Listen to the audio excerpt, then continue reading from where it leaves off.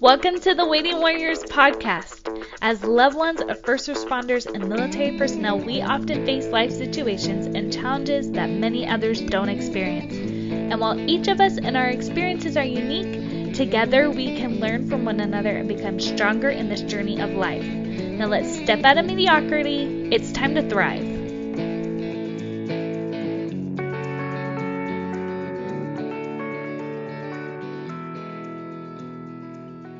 Hi, Waiting Warriors. Welcome to this week's episode. I have Ashely Gammon here. Ashely has been married for 15 years. She has 3 daughters.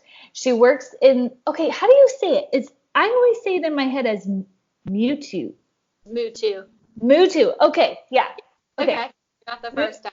The Mewtwo system, as she's their marketing assistant and has been a community manager for Moms, which is a military outreach Mewtwo system.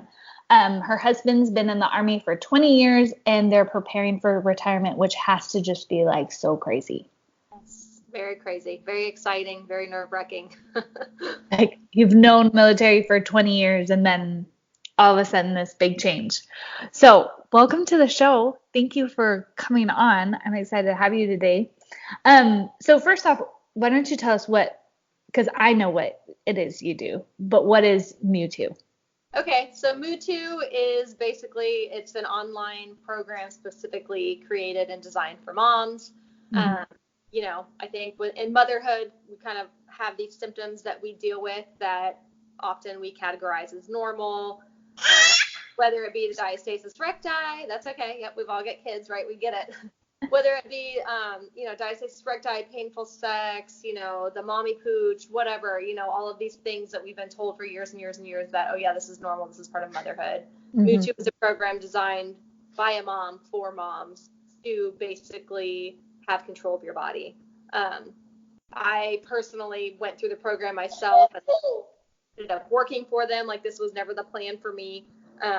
I suffered with pelvic floor dysfunction for 6 years and continue to get the answer that, yeah, this is normal. All your symptoms are normal. Discovered I had a diastasis recti, which is just a fancy word for separation of your ab muscles. My husband made this program, bought it for me. I did it. It changed my life. And here we are 4 years later. I'm now working for the company because it's like one of those things, you find something good, you want to share it with all your friends. So yeah. I'm able to do my work, which I feel really lucky. But so yeah, that's kind of Mewtwo in a nutshell. It's, there's 6,000 women in 156 countries worldwide. So they're a pretty big deal, and I'm honored to be able to work for them. That's awesome.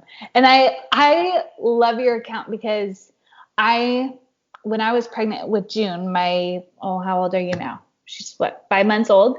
I was having like hip pains and she's number 4. And I just kept on getting told like, sorry, it's just 4 kids in 6 years and your body's shifting and pain is going to happen. And, just like what you said, like that's what happens to your body when you're pregnant or whatever.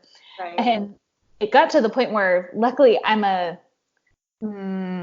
maybe stubborn is the best word to say. Like I'm a stubborn woman. And so I just went in and I was like, look, if you can't help me, then tell me somebody who maybe could. So I got referred to a physical therapist and I went there and told her what was going on, like thinking, okay, maybe she has something. And she was like, yes, no, of course you don't have to be in pain. Like, of course. And so I love that you guys are that advocate for women. Like, I don't think we have to choose between having a comfortable functioning body and having kids. Like it doesn't. Yeah, absolutely. And I love that you got referred to PT, and the women and the moms I work with, I always say, highly recommend Women's Health PT. Obviously, this is a Waiting Warriors podcast. I'm sure you have a lot of military listeners, right?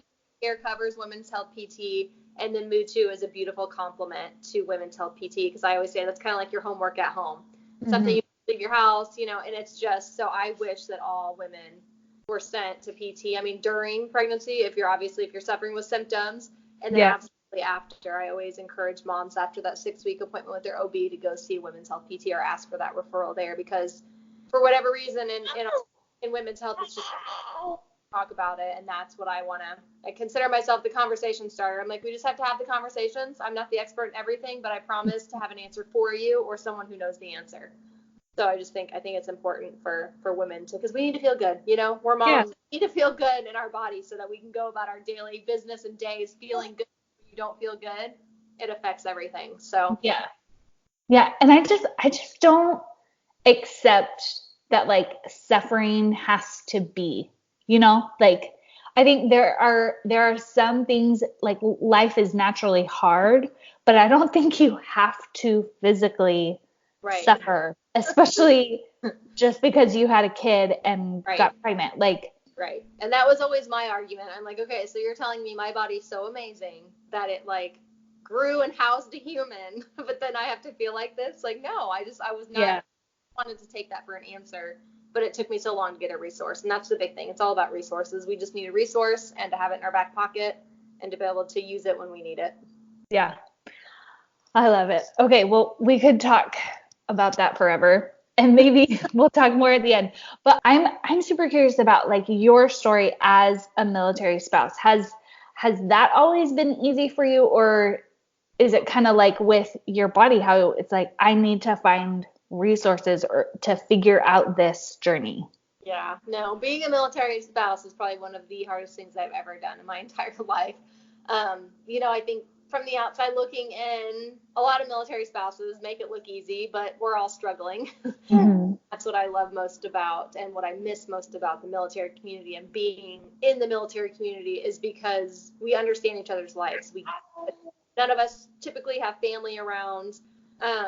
So I'm super excited to dive into this topic with you today and talk to you about this because I talk a lot about women's health and I talk about a lot of all that stuff we just talked about, but I never really talk about myself or my journey as a military spouse. And it has been very, very hard for me. And I've never really opened up about it at all because I don't know. I mean, I don't know the answer. I guess it's just easier to put the front on things together instead of letting it out into the open. But I've learned through my journey with Mutu, with sharing my story, how many lives that has changed. So I think as we're coming up towards retirement, and I definitely feel like a seasoned spouse, I still don't know all the answers or have it all figured out. But I feel like maybe if I start opening up about my journey as a military spouse, it will help other spouses feel like they're not so alone and that a lot of the stuff we're with, we're in it together. So when I married my husband, I was 21, he was 23. We were very young. We grew up in the same hometown and everything, so we knew each other, but he had been in the Army for 4 years when we ran into each other hometown. And I literally knew absolutely nothing about military life. And I was kind of given a warm welcome, I guess, so to speak, because I moved to North Carolina with my husband. He was stationed at Fort Bragg. And I mean, we literally ran into each other, and 5 months later we were married. People thought we were nuts, but that's just, what we did. Mm-hmm. And shortly after I'd gotten to North Carolina and kind of got settled, he got orders. And then I was like, he's like, so how do you feel about moving? And I'm like, what do you mean? We just moved. What do you mean? How do I feel about it? No.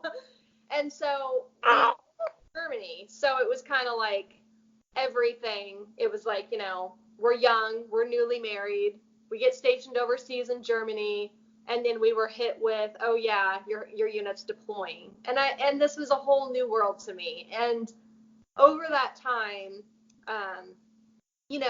anybody knows that a deployment is not just the amount of months your husband's actually deployed to a different country. A deployment is 3 months prior, the training and the 16-hour days and the 90-day field problems, and then they actually leave and they're gone for however many months they're gone, which for that particular deployment, it was 15-month deployment. They got extended at the end of like month 10. We found out they were going to get extended for another 3 months. We went through that 15-month deployment, and then they come home, and then there's that whole reintegration process. So I mean, we're talking a year and a half later, we're trying to figure out our life, like what it looks like together, because we've been apart, and there's just so many added factors, right? We were young in a different country, and I stuck it out, and I stayed in Germany the entire time, me and my little chihuahua. This was pre-kids. I stayed in Germany the whole time, and I learned so much about myself during that process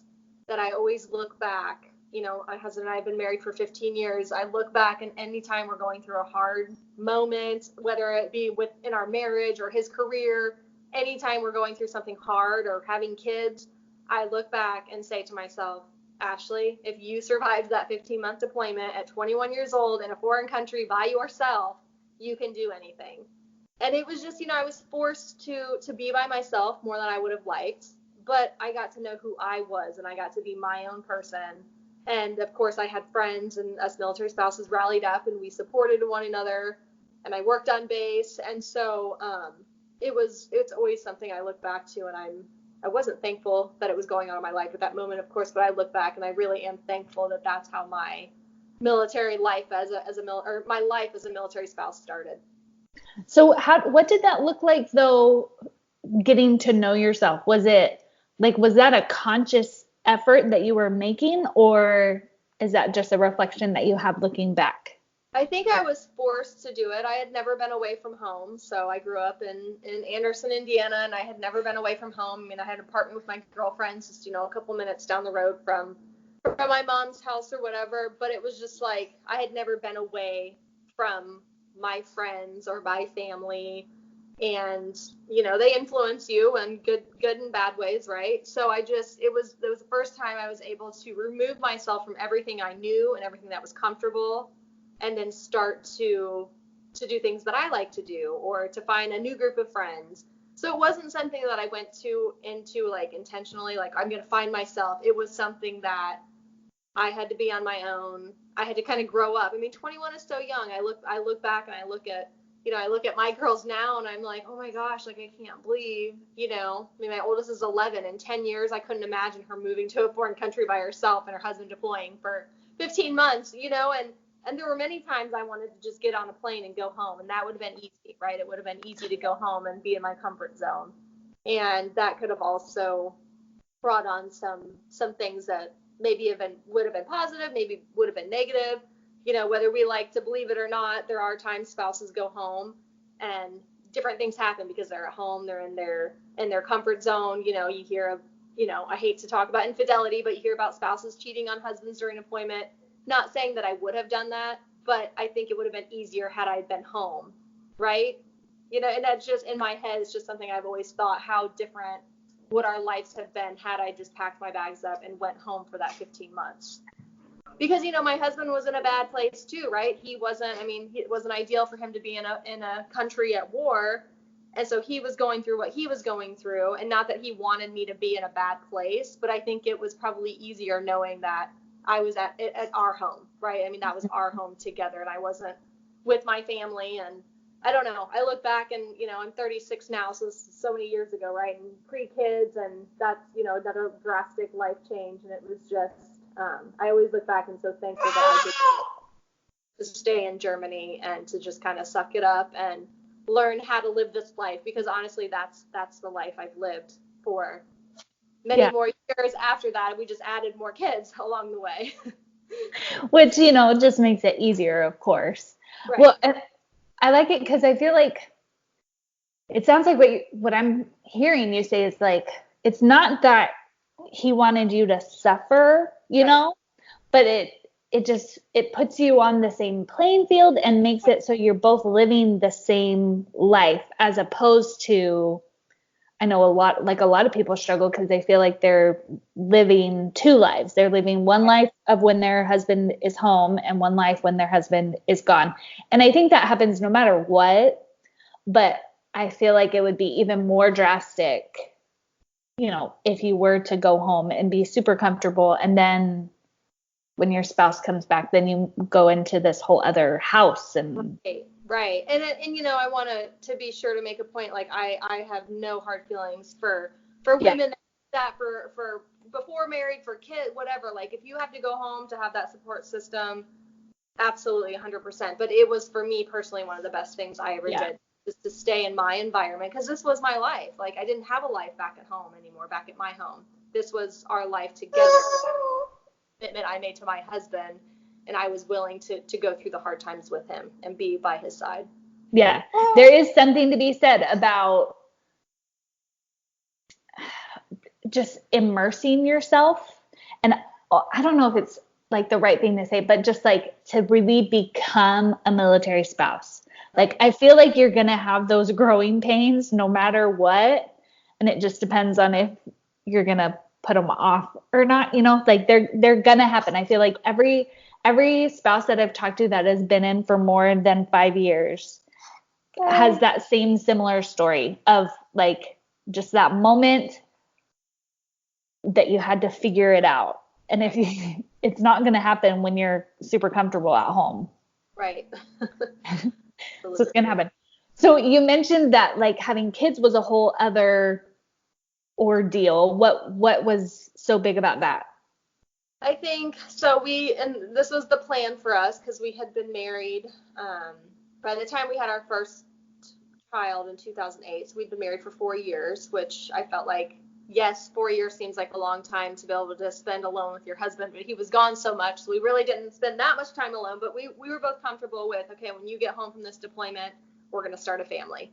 And so I got pregnant right away, along with like, I don't know, like hundreds of other women, like our post-deployment babies. I was so excited to go to the health clinic to get my pregnancy test because we were just sure we were going to be the first one. And the nurse like pulled out this thick stack of papers and she was like, "You're not the first." And I'm like, "Okay, well, here's your brigade." Your husband's been gone for months. It just seems like a lot of people get pregnant.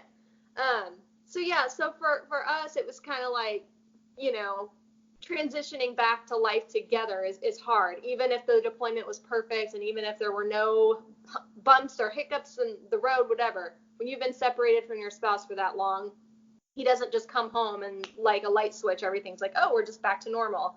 I've changed, he's gone through things that don't know about. I've gone through things that he might not know about. And then you're trying to find this balance again, and then you throw a baby in the mix. And we're first-time parents, so we have no idea what we're doing. And so we got pregnant right away, and then we were PCSing back to the States. So I just feel like a lot of big life changes all at once. And then he was going to school, so then I was going to be solo parenting for a while, and I didn't even know how to parent yet. And I was going to be, living with my mom and then his dad and looking for our first home to buy in North Carolina. And it was just, I guess over the years, I do a lot of things by myself, and I don't want to do things by myself. And although it's not always my husband's decision, honestly, it's never really his decision to have me do these things on my own or by myself. It just comes with the territory of his job. It's not like he can tell his job, well, I'm so sorry, but I can't do this because I have to go help my wife do that. You know what I mean? Like, he has a mission, he has a job, it has to get done. And so I think over the years, a lot of resentment has built up because I don't think anybody goes into a marriage or parenthood saying, I want to do this alone, right? You get married to your partner to have a partner, and then you have children and you want to raise them with your partner. But unfortunately, this military lifestyle doesn't always allow that. And it's something that I never really talked about because, I don't want to be like the negative person or the negative friend or the woman who's always complaining about her husband or whatever. So I never really talked about it. But then I do know that the friends that I have talked to about it, they're dealing with the same thing. And then this resentment builds, and it's hard because it's not really my husband's fault. Like I said, it's not his choice. But then, like, who am I to be mad at? Am I going to be mad at the Army? Like, that's not going to change anything. So I guess over the years, it got harder and harder. And then, I was pregnant with baby number 2, and he got deployed to Haiti for the earthquake relief, which was obviously totally unexpected. I'm like, 36 weeks pregnant, and he calls me and says, I'm leaving for Haiti in the next 24 hours. And I'm like, what? Like, this was not the plan. And so again, that was a mission he had to go do that he didn't have a choice. It wasn't a choice for him. That was his job. But then it left me to have a 19-month-old and a newborn, and he did make it home for the birth, thank goodness. I do have a lot of friends that have had to do that alone, and I couldn't imagine doing that alone, and my heart aches for those moms who have had to go through that by themselves. But it's the same thing where, you're on this mission and he's focused, and then he gets back, and the whole, getting everything back in order. And life still has to go on at home, with or without him, right? I still have to, as a mom, as a wife, I still have to do my duties at home. But a lot of times it was by myself. And then, we again PCS to Germany, have another baby, another deployment. So I just feel like we got hit with a lot of big changes back to back to back to back, and I just never had time to come up and breathe. And then kind of the dust settles, and then there's all these unresolved issues with our marriage, with us as a couple, with us as parents, that we can't go back and fix because it's already done. So then now I have my resentment issues that I have to deal with. And again, I'm always going back to that. We made it through that 15-month deployment. We can make it through this. And I have an amazing husband who is willing to put in the effort and fight for our marriage. And I'm thankful for that, because I can be a real pain in the butt, and I can be really stubborn. And I'm not always the easiest person to deal with. So I'm thankful for that. But that's why I'm so excited about retirement, because I almost feel like we're closing this chapter. I wouldn't change it for the world. I would not change 1 second of it, because we've learned so much about ourselves, and our marriage is so much stronger because of all the things that we have gone through. But I'm so excited to close it and to walk away and be done, move into this next chapter, and then really, really focus on making our marriage solid. You know, if that makes sense. I hope all this makes sense, because it's been a roller coaster, and it has not been easy. It's not been easy to be a mom. It has not been easy to be a wife to a soldier. It has not been easy, the constant unknowns. You know, it has not been easy to be everything for everybody, plus trying to fill my own cup, right? Like, I want to have a career and I want to do things, but I always have to kind of wait on what's going on with the Army or with his life or the career. So it's been a journey. I wouldn't change it, but it's been hard, and I do have resentment, and I know I'm not the only military spouse that feels this way. Yeah. Another thing, we don't really talk about it, right? Yeah, no, we don't.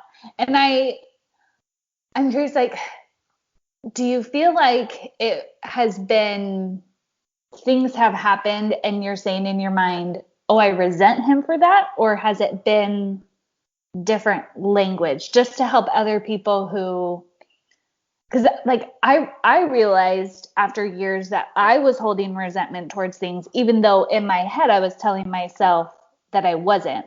But I think it was because I wasn't saying, oh, I resent him. Like, right. It was different words. So I'm curious what those words, what those feelings were for you. So two things. In the beginning of our marriage, I was not very open about talking about things. I would just keep everything inside. I just was waiting for my husband to learn how to read my mind. I just knew one day he would figure it out. So I put a lot of the blame on myself, because I feel like we always look like we have it together, right? We always have to act like it. And obviously when your husband's deployed, you're not going to call him and complain about everything that's going on, because you want him to focus on the mission, and it's an important mission. So I keep everything locked inside, and it just keeps building and building and building. And then I think for us, it probably just exploded one day. And then he's like, I didn't even know you were feeling like this. You know, you never said anything. And I'm thinking like, well, you were supposed to read my mind, you know? And so I guess an example I'll give you, and this is probably one of the hardest, or one of maybe the biggest resentments I have against him. And it's just one example of, like, when we had our third baby, we had baby number 3 in Germany. Obviously, I didn't have a lot of family. My mother-in-law did come over to help us out, because we had the 2 other girls at the time. And I had a scheduled C-section. It was a really bad C-section. Things went south. And I was not in a very good place.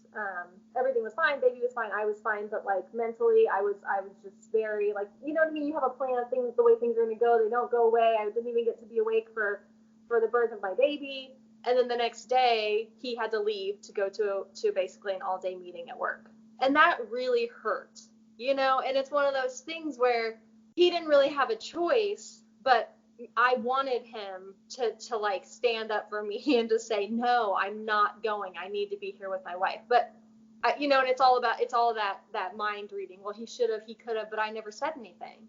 And it's like, that's just one situation that I just an example I want to share.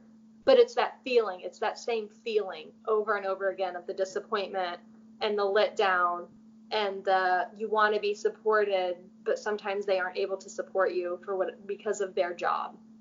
And so it's a combination of that same feeling, different situations, some big, some small, to also not being open with my husband over the years and telling him. And, now we've been married for 15 years. Nothing's perfect. Nothing ever will be perfect. But I've gotten so much better at saying, hey, listen, this is what I need you to do. Mm-hmm. Like, I understand, like, you can't read my mind, but this would make me feel really good if you did that.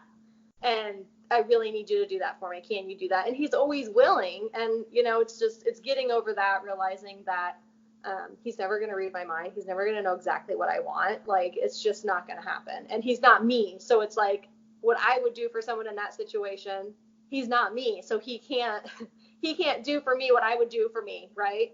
Yeah.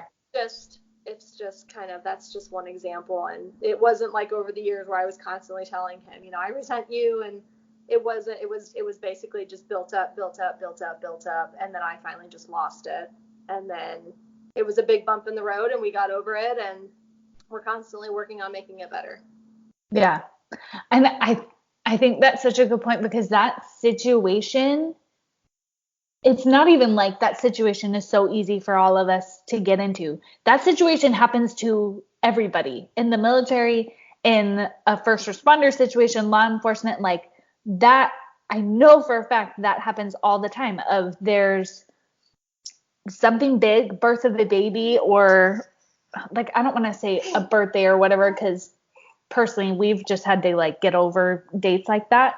But like something big like the birth of a baby, and you have some expectations, whether it's like the next day or whatever. But I feel like we, for some reason, just don't air those expectations. We don't talk about them for some reason.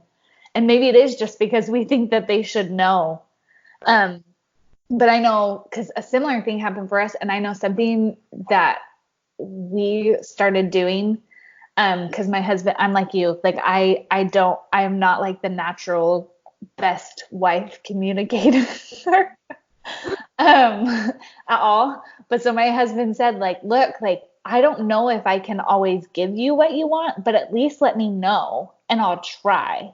And I think that has helped us. That at least has helped me a ton, because I know I'm not going to win it all. Like, there are just times where mission does have to come first. Right. But at least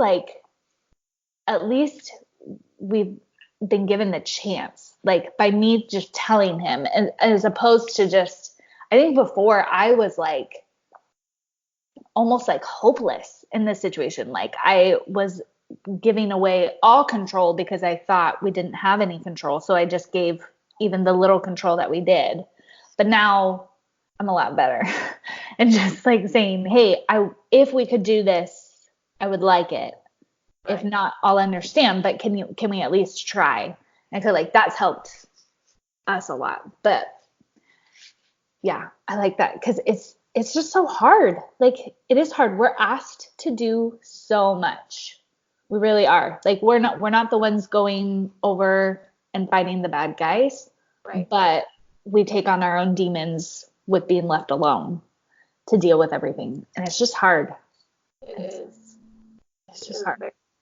Like I said, we're really good at putting on that brave face and telling people, I'm fine. And that's the other thing is, for so many years, I didn't know how to ask for help. People would offer. I'm like, oh my gosh, I can't. It's just weird to me. I can't have somebody come over to my house and like help me clean or cook me a meal. Like I can't. Like, and it's just, letting go of that. Like, if somebody calls me right now, even though my kids are older, like, yeah, please, sure, come over and help me. I still need help. There's always something that can be done. Right. But like, I love that you're honest about the fact that it's been 15 years and still you have stuff figured out. Like, I feel like not only do we sometimes put on the front, but I think we expect the answers and the solutions to the problems, especially in our marriage. We expect those solutions to come quickly. But it sounds like for you guys, like, it's been a fight. Like, you've fought for your marriage. Right. Yep. It's definitely been, I don't want to say it's been an issue our entire marriage, but, for me, knowing nothing, entering this military lifestyle, like I didn't expect this. I couldn't have made these stories up in my head what it was going to be like. I had no idea. So yeah, just navigating it. I mean, it's hard. And I'm sure, I often say to my husband, I wish you could just live in my shoes for like 24 hours. And he's like, well, I wish you could live in mine. I'm like, okay, fair enough. Because I don't know what it's like to be at war. I was never a soldier myself. I don't know what it's like to have to go do something. You know what I mean? Like, I couldn't imagine somebody telling me you have to leave for 6 months and me like leaving my children. Like, I will never understand what that's like for him. So I do try to give him a little bit of grace for that, and a little myself as well, because I know I'm not always fair when it comes to that, right? Because it's easier to think like, I'm the victim, I'm the one who struggles, and I'm the one who has to put, but he's going through stuff as well. So Yeah. I try to be open, and I have not been perfect along the way. Like, it took me a long time to get to where I am, and we still have a lot of work to do, but just trying to see both sides and trying to understand, and the open communication, like you were saying earlier, like, you can maybe ask, it might not always happen. Just because I ask for it doesn't always mean it's going to be possible, but that open communication is huge, because he doesn't know what I want, he just doesn't unless I tell him.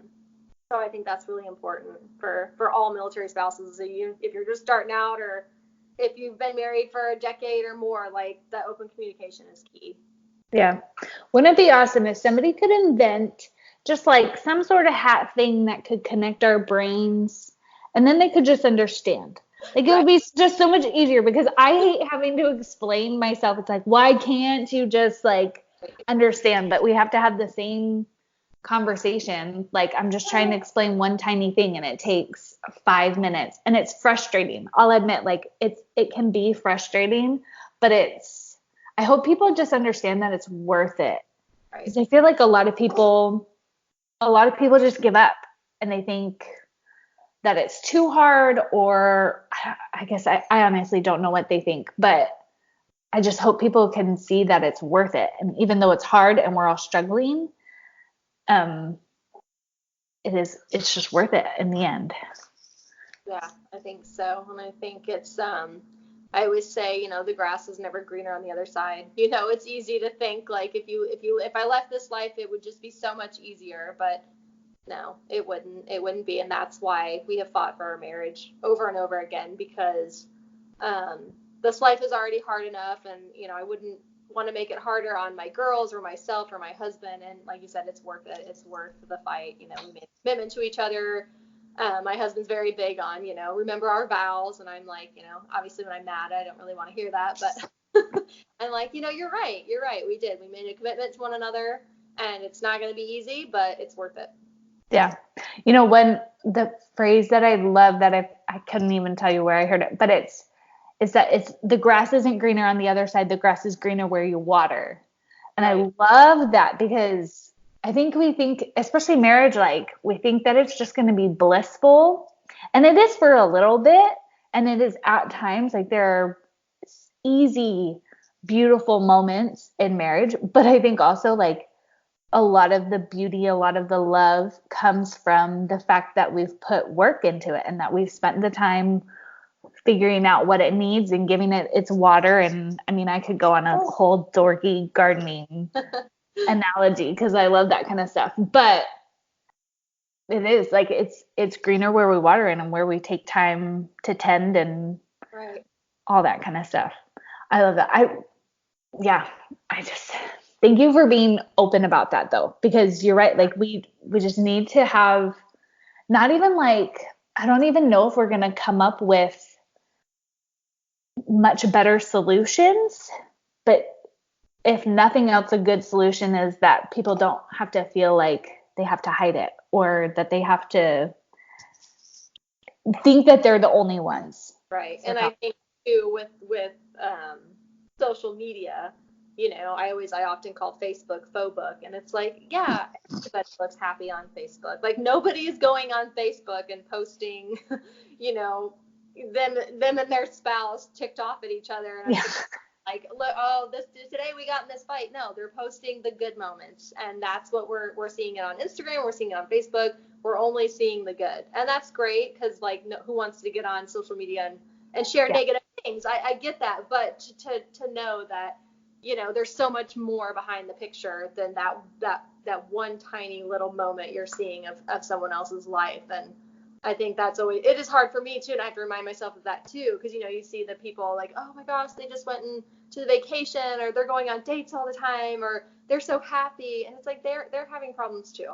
I've yet to meet anybody who has 100% perfect marriage, who's never had a fight, never had a hiccup, never had a bump in the road. It's just not realistic, and it's okay. Yeah, it is okay. I love that. Okay, last question. My favorite question. What is your key to thriving that you want to share with your fellow waiting warriors?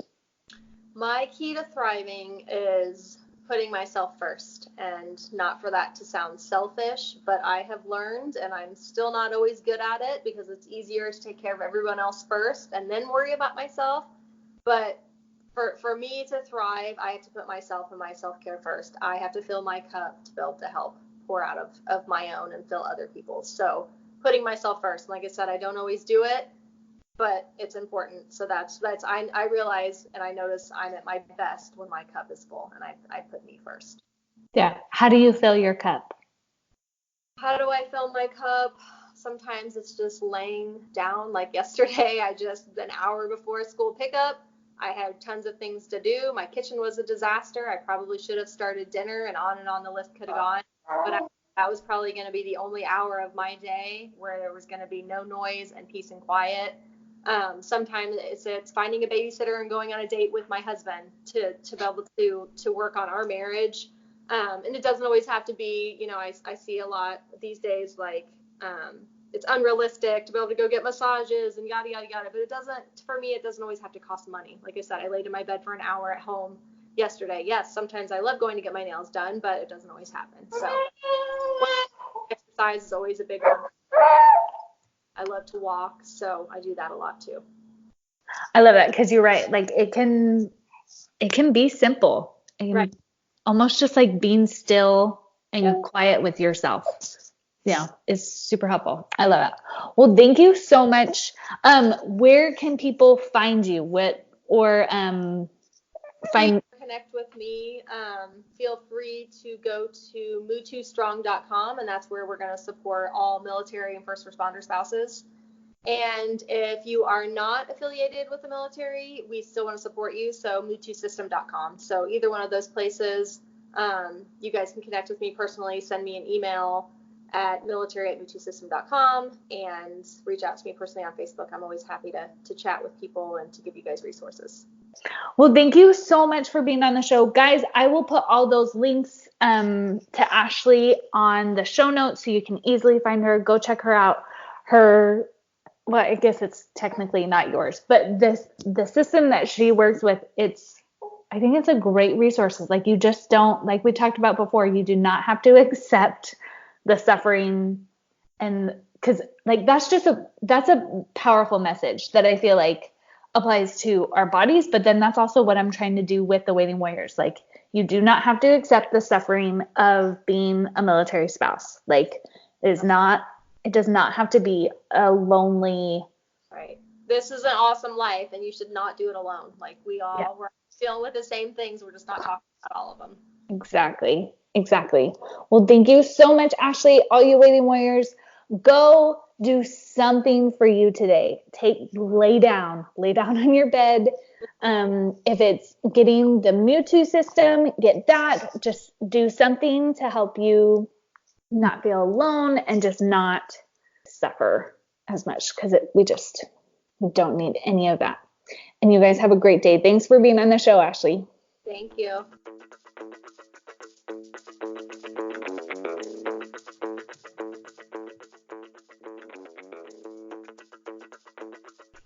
I want to take just a minute and tell you guys about a really amazing online event coming up for all first responder and military loved ones, aka you guys. This year is the 5th annual Independent Wellness Summit on March 2nd through the 7th. It's a week-long online summit put together by a group of military spouses, and this year they have incredible speakers talking about dimensions of strength. Last year was my first summit, and I loved it.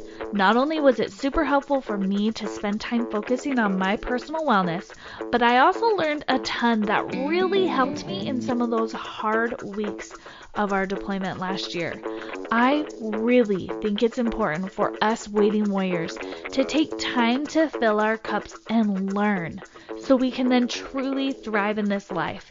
And this Wellness Summit is the perfect way to do just that. So go to www.in-dependent.org/wellness summit or just their website and you'll find it real fast and get the general admission for free. Again, general admission for free. Or you can grab an all access pass with the code Warrior20 for a great discount. I have my all access pass purchased and ready to go, so I'd love for you to tag me on social media when you get your ticket. I can't wait to see you all there so we can learn and thrive together.